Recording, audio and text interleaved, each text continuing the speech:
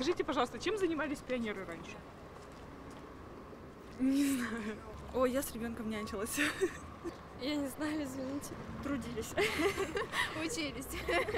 Не знаю, шествие, наверное, какое-то было по улицам. Господи, пионеры. Салют отдавали. Честь отдавали Ленину. Несли хорошие дела людям, наверное. Сборами металлолома, макулатуры. Я не знаю. Учились, долг отдавали какой-то частью родине. До субботники ходили. С металлолом собирали, макулатуру. Слеты всякие были. С определенного возраста вступали в ряды пионерии, когда шли в школу, им давали пионерский галстук, они развивали коммунистическое движение. Не знаю, помогали пожилым. Я, по-моему, была пионеркой, я октябренком была. Значит, очень много было вопросов патриотическое воспитание, трудовое, эстетическое, в общем, все такое разнообразное развитие личности, грозорница, вспомните. Гуляли, пионерлагеря, дважды побывал.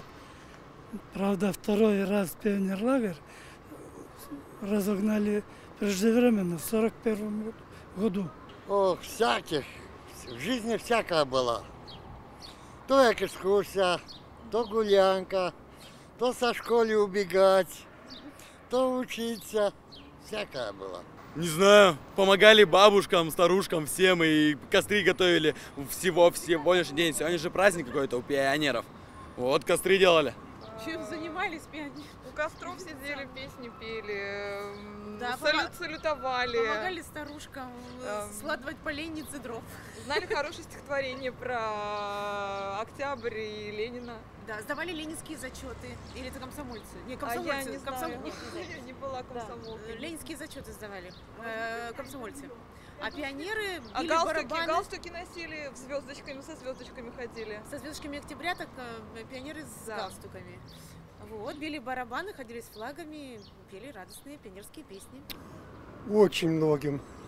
Хорошее было время.